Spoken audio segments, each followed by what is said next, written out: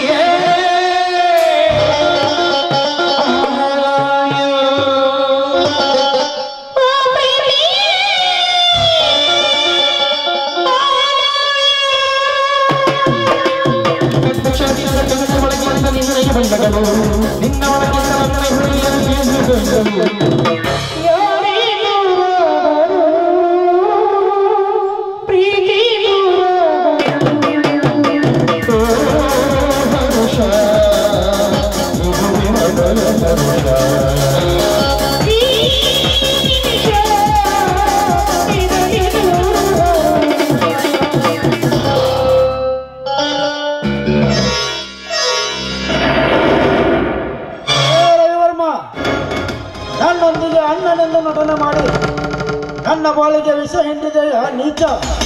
ನಿನ್ನನ್ನು ಪ್ರಾಣದಿಂದ ಉಳಿಸಲಾರೆ. ಯಾಕೆ ಬಡ್ಕೋತಾ ಇದ್ದೀರಾ?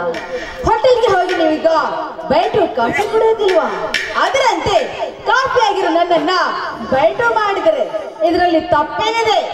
ಹತ್ತು ಬಾಯಿ ಚಾಂಡಾಲಿನಿ ಕೆಂಡನಂತ ಗಂಡನೆದುರಿಗೆ ಆಡಿ ಕುಣಿದು ಬೈಟು ಕಾಫಿಗೆ ಹೋಲಿಸಿ ಈ ಗಂಡ ಕಟ್ಟಿದ ತಾಳಿಗೆ ಮಾಫಿ ಅಂತ ಹೇಳ್ತೀಯ? ಸುಳ್ಳು. ರಾಕ್ಷಸಿ ಅಂತೀಯಾ? ಸುಳ್ಳಿ ಅಂತೀಯಾ? ಅನ್ಕೊಂಡ್ರೆ ತಪ್ಪೇನಿಲ್ಲ.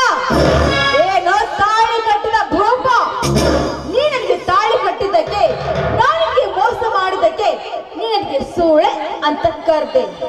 ಏನೋ ಊರಿನ ಹಿರಿಯ ಒಡೆಯನಾದ ನೀನು ದೇವರ ಸಾಕ್ಷಿಯಾಗಿ ನಿನ್ನ ಧರ್ಮಪತ್ನಿಗೆ ತಾಳಿ ಕಟ್ಟಿ ಮತ್ತೆ ಅವಳಿಗೆ ಮೋಸ ಮಾಡಿ ನನ್ನ ಕೊಳಗೆ ತಾಳಿ ಕಟ್ಟಿ ನಿನ್ನ ಕಾಯ ಸುಖ ತೀರಿಸ್ಕೊಂಡಿಲ್ಲ. ನೀನಪ್ಪ ನಾಲಾಯಕ.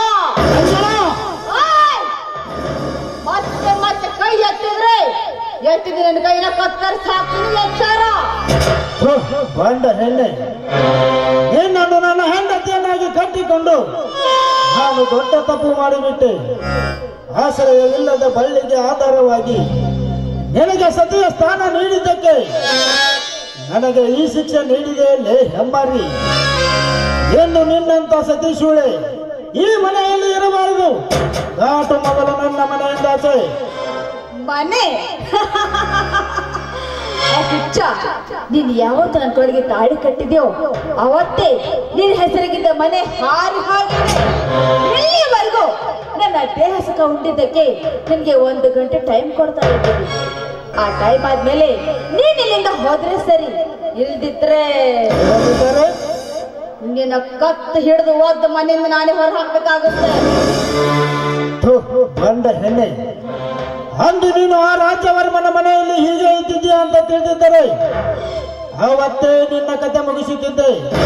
ಆದರೆ ಆ ನಿನ್ನ ಅಕ್ಕ ಮಾಡುತ್ತಿರುವ ಸೂಳೆತನದ ವೇಷ ನಿನ್ನಲ್ಲಿ ಇರಲಿಕ್ಕಿಲ್ಲ ಅಂತ ಹೇಳಿ ನಿನ್ನನ್ನು ನನ್ನ ಹೆಂಡತಿಯನ್ನಾಗಿ ಕಟ್ಟಿಕೊಂಡು ನನ್ನ ಮಾನ ಆಸ್ತಿ ಗೌರವವನ್ನೆಲ್ಲ ಹಾಳು ಮಾಡಿಕೊಂಡೆ.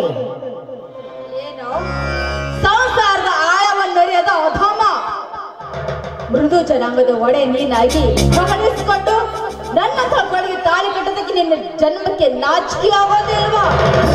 ನಿನ್ನ ಹಾಗೆ ನೋಡಿ ಪಂಚಾಯತ್ ಪ್ರವೀಣರೆಲ್ಲರೂ ಸರಿಯಾಗಿ ಪಾಠ ಕಲೀಲಿ. ರಂಜನಾ ರಂಜನಾ ರಂಜನಾ, ನಿನ್ನ ಪ್ರತಿಯೊಂದು ನುಡಿ ಕೇಳಿ ನನ್ನ ಹೃದಯ ಒಡೆದು ನಡಗುತ್ತಿದೆ. ನಿನ್ನ ಮೋಚಿನ ಮಾತಿಗೆ ಮರುಳಾಗಿ ನನ್ನ ಧರ್ಮ ಪತ್ನಿಗೆ ನನ್ನ ಹುಲಿ ಅಂತ ಅಳಿಯನನ್ನು ಹೊರಹಾಕಿದೆ.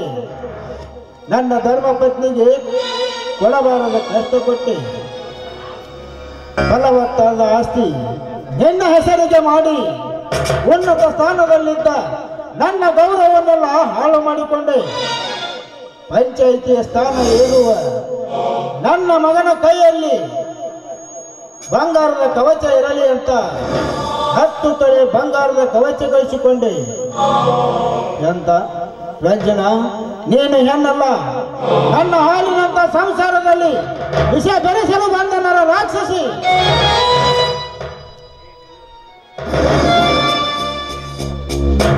ನಿಲ್ಲು, ಇನ್ನ ಮೇಲೆ ಇದು ನಿನ್ನ ವಸ್ತು ಅಲ್ಲ. ಇವನ ಕಟ್ಟಿದ ತಾಳಿಯನ್ನು ಹರಿದು ಬಿಸಕು ಇವನ ಮುಖಕ್ಕೆ.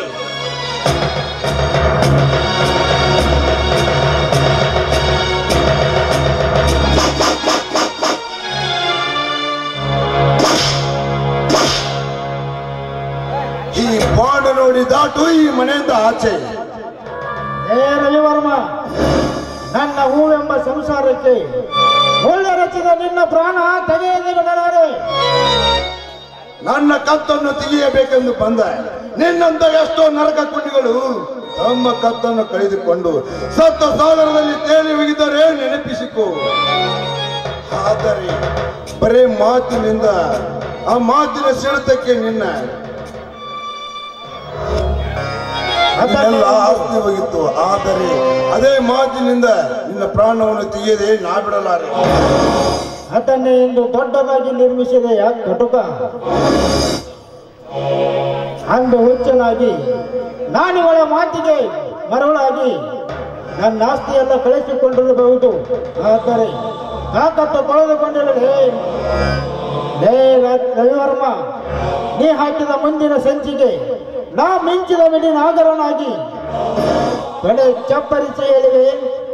ಎಡೆ ಎತ್ತಿ ಕಚ್ಚಿ ಹೊರಬಂದ ನಿನ್ನ ರಕ್ತದಿಂದ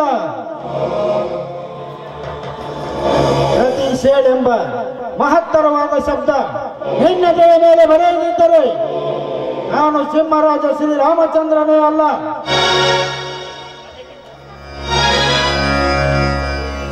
ಅದಕ್ಕಿಂತ ಮೊದಲೇ ನಿನ್ನ ಶಾಂತಿಯ ಶೀಲವನ್ನು ತಿಂದು ನಿನ್ನ ಪ್ರಾಣ ಯಮನ ಮಾರ್ಗಕ್ಕೆ ಕಳಿಸಿಬಿಡುವೆ. ಏನಂದಲೇ ಬಡವ?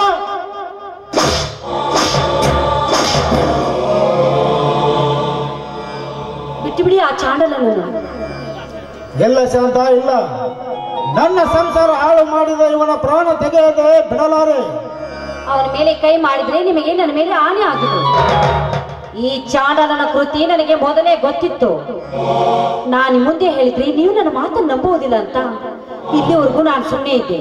ನಡೆಯಿರಿ, ನಾವು ಜೀವಂತವಾಗಿದ್ರೆ ಇಂಥ 10 ಪಟ್ಟ ಆಸ್ತಿಯನ್ನು ಗಳಿಸಬಹುದು. ನಮ್ಮ ಎಂಜಲದಿಂದ ಬದುಕಿಕೊಳ್ಳಿ ನಾಯಿಗಳು.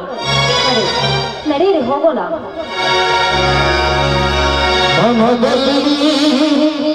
ಆಶೆಯ ಮೇಲೆ ಬದುಕಲ್ಲಿ ನಡೆಯುವುದು ಮೇಲೆ